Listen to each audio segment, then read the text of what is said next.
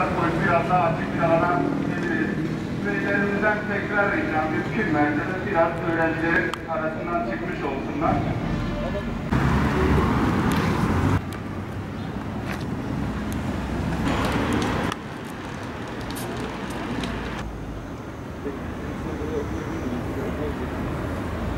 Sınıf ortamında, koridorda ne şekilde hareket edeceğiyle ilgili, okul kurallarıyla ilgili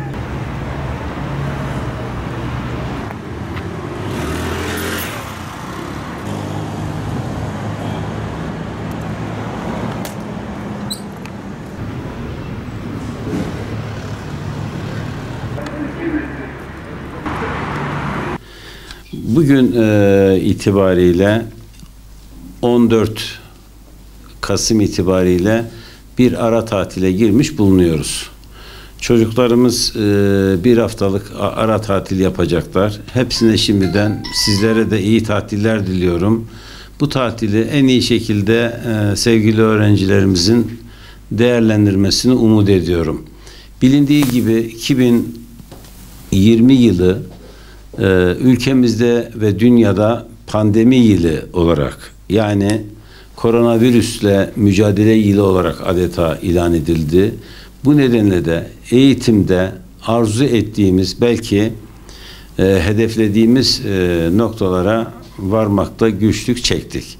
Ancak inşallah bu kalan süre içerisinde, 2020-21 eğitim yılı içerisinde bu eksiklerimizi mutlaka gece gündüz demeden, cumartesi, pazar demeden telafi etmeye çalıştık. Çalışmaya da devam ediyoruz. Yine bu süreç içerisinde öğretmenlerimizin birçoğu gerçekten evlerini, odalarını, mutfaklarını, salonlarını adeta sınıfa çevirerek gerek Zoom üzerinden, gerek WhatsApp üzerinden ya da çeşitli iletişim araçlarıyla öğrencilerini yalnız bırakmadılar.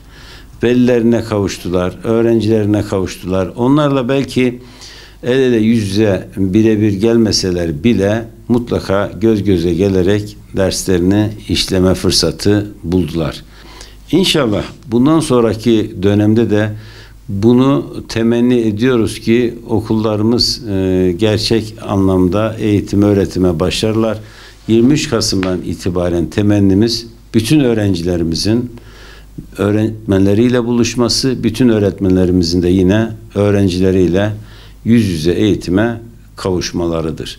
Bu konuda gerçekten her türlü duyarlılığı gösteren velilerimiz, öğretmenlerimiz, öğrencilerimiz, gezip gördüğümüz yerlerde öyle gördük ki okullarımızın hijyen olma açısından, temizlik açısından, maske, mesafe açısından ne kadar titiz olduklarını, ne kadar konuya hakim oldukları birebir müşahede ettiğimiz konulardır. Aynı anlamda biz de Milli Eğitim olarak bakanlığımızın destek ve gönderdiği ekonomik katkılarla okullarımızı hiçbir şekilde dezenfektansız, maskesiz hiç bırakmadık. Yine buradan sesleniyorum. Hiçbir şekilde de bırakmayacağız. Bir eksikler olması halinde ilçelerde bulunan ilçe milli eğitim müdürlüklerine, ilde bulunan okul yöneticilerimiz de il milli eğitim müdürlüklerine mutlaka uğrasınlar. Hiçbir eksiğimiz yok. Yeterince maskemiz de var. Dezenfektanımız da var. Yani bu tür konularda kesinlikle bir sıkıntı olmadığını ben belirtmek isterim. Öncelikle de biz ilimizde dezenfektanı üretiyoruz. Meslek liselerimiz gerçekten bu dönemde bir destan yazdılar. Adeta bu dönemin kahramanları oldular. Sağ olsunlar, eksik olmasınlar. Örneğin bir meslek lisemiz 1.200.000 TL'lik gelir elde edecek kadar okulumuzun döner sermayesini canlı tuttu ve çocuklarımız, orada çalışanlarımız da bundan istifade ettiler. Biz bundan son derece de mutluyuz. İnşallah bu rakamları gittikçe de artıracaklar. Ekonomimize de, kendi ekonomilerine de ciddi bir katkı sağlayacaklarını ben umut ve temenni ediyorum. İlimizde şüphesiz inşaat yapımında da ciddi bir hamle içerisindeyiz. Ciddi çalışmalar yapıyoruz. Belki çok kısa bir sürede, yani 2 ay gibi, belki de 3 ay gibi bir zaman içerisinde ilimizde ciddi anlamda yeni okulların yapıldığına şahit olacaksınız. Biliyorsunuz bölgemiz hakikaten bir deprem bölgesi. ciddi şekilde sarsıntılar geçirdik. En son depremi İzmir'de yaşadık. Herkese buradan yine tekrar geçmiş olsun diyorum. Ölenlere Allah'tan rahmet diliyorum. Kalanlara sabır diliyorum. Biz inşallah böyle bir tehlikeyle okullarımızda yüzleşmemek ve yaşamamak için birçok okulumuzu belki de yıkıp yeniden inşa etmeyi planlıyoruz. Bunlar biliyorsunuz 2000 öncesinde yapılan binalarımızın birçoğu mevcut deprem yönetmeliğine de pek uygun değil. Bunların ekonomik karşılıklarını bulmamız halinde ve bunların gayreti içerisindeyiz. Depremden zarar görme ihtimali olan bütün okullarımızı yıkıp en kısa sürede tekrar bunları inşa etmeyi planlıyoruz ve hedefimiz de bunlar. Eğitimde ihtiyaçlar bitmez. Eğitimde her gün ihtiyaçlar vardır. Yani tabii iyisi mutlaka vardır. Biz bunları hedefliyoruz. Bizim burada şu anda çalışmış olduğumuz arkadaşlarımızın inovasyon merkezi var. Biz orayı yeni bir yer temin ettik. Belediyemizin de sağ olsun katkılarıyla. İnşallah orayı da donatıyoruz. Orada en azından 18 tane atölye kuracağız. Orada çocuklarımızın geleceği için burada Arduino atölyeleri olacak, kodlama atölyeleri olacak, robotik atölyelerimiz olacak. Yani gençlerimiz ve çocuklarımız kendilerini orada adeta icat çıkaracaklar. Her yardımcı kitap konusunda gerçekten bizim bakanlığımız özellikle ilkokullar için, ortaokullar için çalışma kaynak kitabı hazırladılar. Ve şu anda dijital ortamda biz bütün okullarımıza bunun duyurusunu yaptık. Bakın temin ederek ve üstüne basarak söylüyorum. EBA'yı bile katmadan söylüyorum. O bizim kaynak kitaplarımızı öğretmenlerimiz alsın, velilerimiz takip etsin. Hiç başka bir kaynağa ihtiyaç duymayacak kadar dolu dolu hazırlanmış kitaplardır. Benim buradan öğretmen arkadaşlarıma, yönetici arkadaşlarıma tekraren hatırlatmak istediğim şey şu. Hiçbir öğrencimize şu ya da bu kitap evinden şu ya da bu kitabı alacaksınız diye asla bir baskı ve zorlama yapmamalarıdır. Kesinlikle müfredata uymalarıdır. Hiçbir şekilde başka bir kitaptan çocukları ödevlendirerek onu müfredat gibi algılamamalarıdır.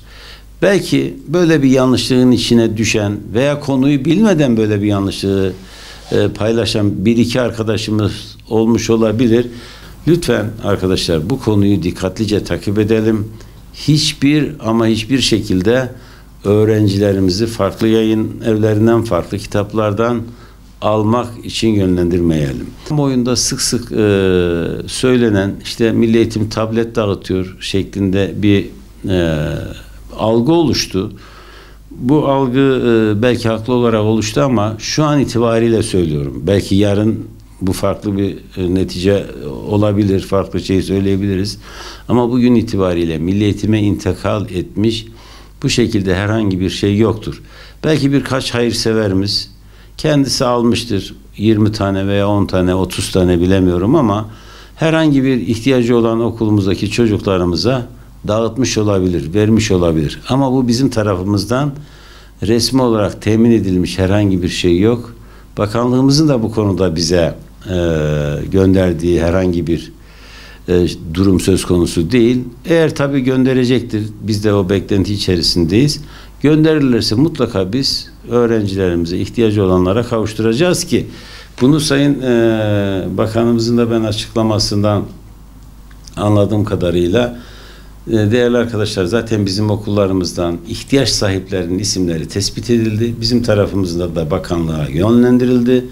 Bu Aile ve Sosyal Politikalar Bakanlığı'ndan yani bizim vakıftan, Sosyal Yardımlaşma ve Dayanışma Vakfı'ndan eski adıyla da söylüyorum.